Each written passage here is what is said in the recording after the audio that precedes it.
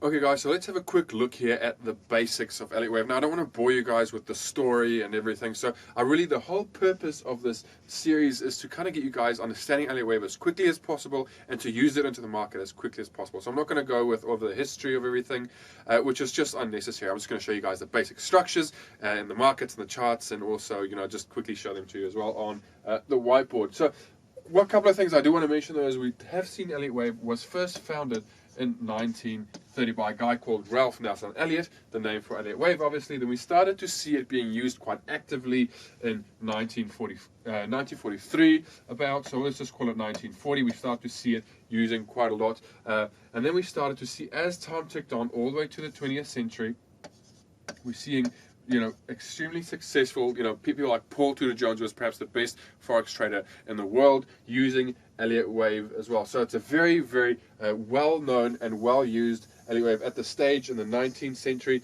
it was probably the wanted thing on Wall Street. Everyone on Wall Street had to know how Elliott Wave was being used. Now, we will get into it as well, but we do need to keep in mind that Elliott Wave was used on the stock exchange, and Forex didn't quite exist back then. It wasn't traded like we are trading it today. So we need to learn how to adapt it to today's market, and that's the whole purpose that I've been studying Elliott Wave as well, was to use it in the Forex market and to adapt it to it, okay? But we'll dive into that more as we get on. So let's start off with the basic structures of Elliott Wave. So to start it off with, we have obviously two main cycles in the market. We've got our cycle that's with the trend, trend movements, and against the trend movement. And what we call these in Elliott Wave is we call them motive waves, a motive wave, and we call the other one corrective wave.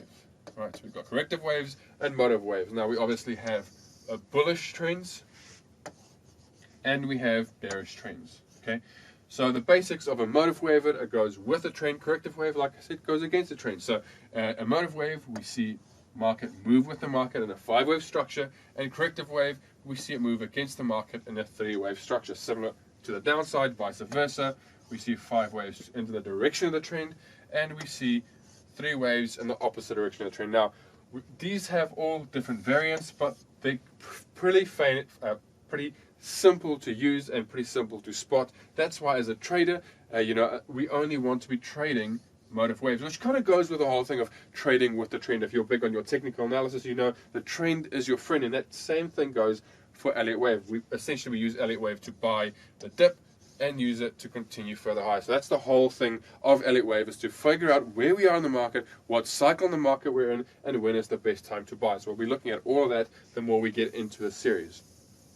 So let's have a bit more of an in-depth breakdown of the Elliott Wave structure. So we all know, like I said, with the trend, 5 waves to the upside, against the trend, 3 waves to the downside. So all you really need to do is be able to count 5, 3, 5, 3, 5, 3. All right, that's pretty much all we're doing. Okay, so essentially we've got our 5 waves to the upside, and we've got our 3 waves coming to the downside. All right, this is a complete cycle in Elliott Wave. This is all we see. This is all we need to know and all we need to understand. Now, obviously, it's much easier said than done. It's the same with technical analysis. Everyone says, well, there's a double top, head and shoulders patterns. We'll actually use Elliott Wave as well to explain head and shoulders and how to trade it perhaps on a better way. But like I said, with technical analysis, we all know the basics, but is when do we enter? How do we spot this? When do we understand? When is it being formed? When do we not use it? Okay, now we'll explain all that in this as well for Elliott Wave. Okay, now the one thing inside of this Elliott Wave is, because we have a trend moving to the upside, and if we look at it on a smaller term time frame, so let's say, example, this whole structure here is on the weekly time frame. If we pop it down to, let's say, the daily time frame, we're looking at each individual structure, right? So we're looking at structure 1, structure 2, and which is pretty simple, but we've got an uptrend, and on a smaller time frame, we've also got the downtrend, right? So that's what we need to understand as well. Okay, now, knowing that we've got 2 different trends, obviously on the lower term time frame, we'll also see the structure happening inside there. So we'll see waves 1, 2, 3, 4, and 5, and we see A, B, C, 1, 2, 3, 4, 5, A, B, C, 1, 2, 3, 4, 5, and so on and so on. Now, obviously, when we get to the trend reversal, what we look for is 5 waves back into the direction of the trend, right? So again, we see 1, 2, 3, 4, 5, 1, 2, 3, 1, 2, 3, 4, 5, and so on, right? So now we've come to the end of the trend. Now obviously we'll start be looking for 5 waves to the upside. Now I'll explain this, but this is actually this 5-5 structure.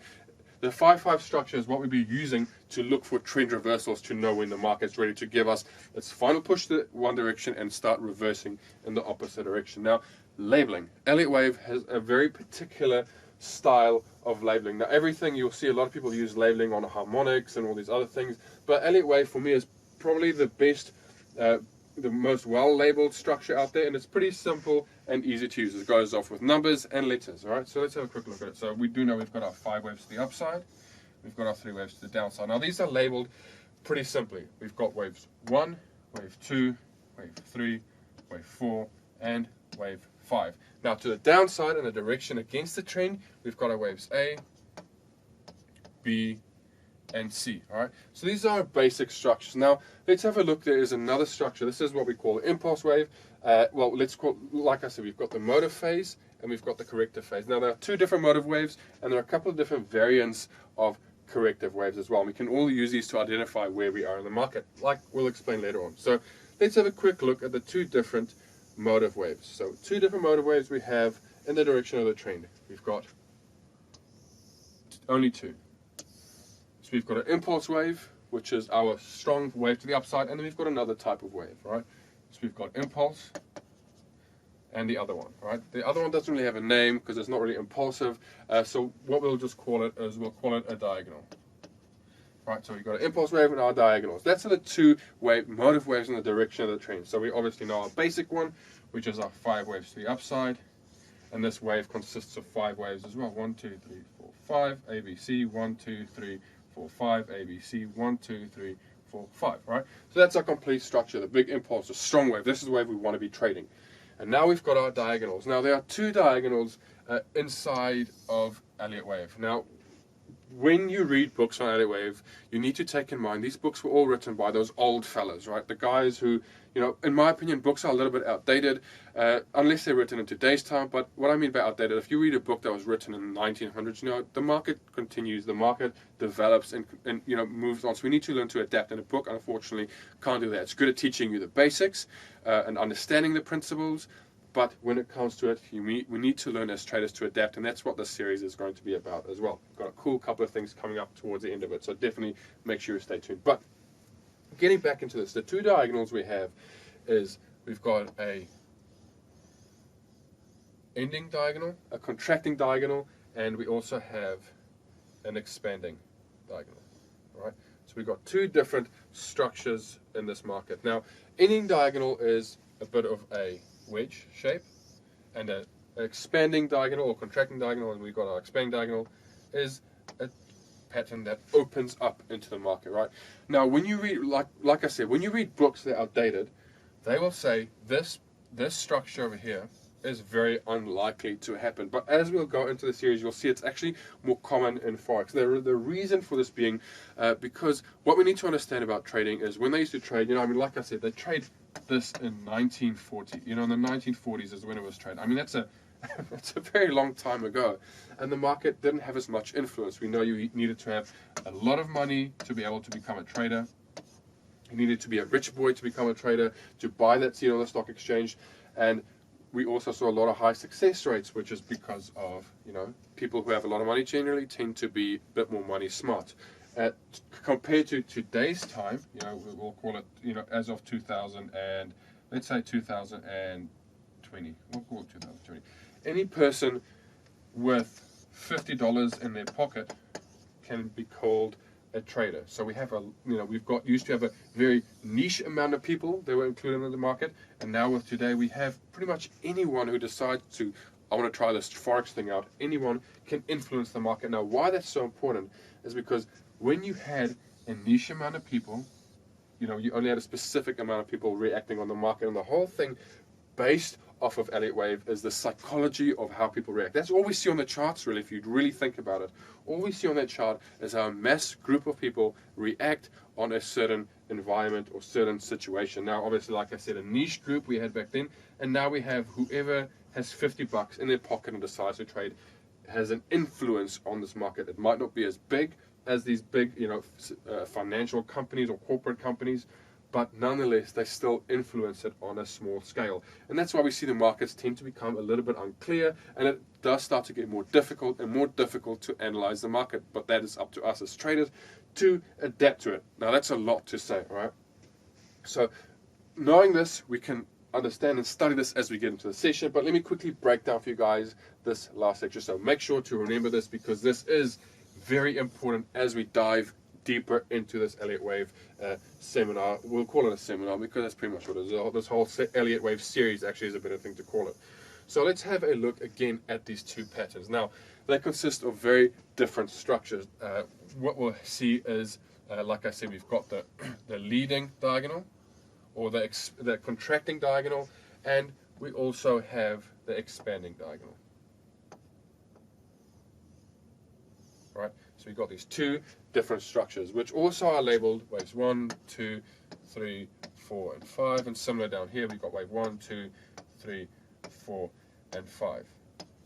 Now, we need to understand the internal structure of these waves are quite fairly different, and the rules they have, which we'll get onto later, are very different to what we see over here, right? So we've got, this is where it gets a bit complicated, and we will explain things how to make it a lot more simple. Right, so with the first contracting diagonal, we've got two different variants. So I'll draw it up here as well. 1, 2, 3, 4, 5, and this one has just got one variant. So the leading or the contracting diagonal, we can see most commonly we see 3 waves to the upside. We see A, B, C, and 3 waves to the down. A, B, C, A, B, C, A, B, C, A, B, C. So that's kind of the basic structure that we see, and this is the most common structure we see as well. We see this especially in the end of our 5th wave. So for example, if I clear all this up, if we have a structure here, we've got waves 1, 2, 3, 4, and 5. So we know 1, 2, 3, 4, and 5. This structure generally occurs inside the 5th wave, inside here, and also inside the 1st wave, right? But more commonly, it does occur inside here. This variant especially does occur inside the 5th wave. Now, understanding this does start to show depletion in the market, but we'll talk more about that, okay? Because we do see the market starting to struggle a bit, at least, because as we know, a 3-wave structure is a direction against the trend. Now, we do know if the trend's going to reverse. This is showing us signs that the trend is going to reverse. Now, we do also have the other variant as well, which consists of 5 waves. So we've got wave 1, 2, 3, 4, and 5. Okay, so but this one consists of 1, 2, 3, 4, 5, 3 to the downside, ABC, 1, 2, 3, 4, 5 to the upside, ABC to the downside, and again 5 to the upside. Now this wave almost is never, I rarely see this. I think I've seen this once in my entire history of studying Elliott Wave. Have I seen it in wave 5? But more commonly, we see this structure happening in wave 1 or wave A, but we'll get more to that. So these structures only show up in your waves 1, your wave 5, your wave A, and your wave C. That's the only time we see them. We don't see them in wave 3, and that's about it, because really the only wave we want to be trading is essentially we want to be trading that wave 3, which gives us all the dough. All right, we can maybe include wave 5 as well, depending on market structures, but like we said, there's a lot to learn about Elliott Wave. So let us dive deeper into the rules of Elliott Wave. Right, so I'll get onto the rules, guys. I hope this video did help you. Make sure to subscribe to the channel and like these videos to let us know. Also, if you have any questions, definitely leave us a comment. Let us know about that as well. So like I said, subscribe to find out when we release new videos. I'll be very frequent. Hope you guys enjoyed it. Stay tuned. Trade safe.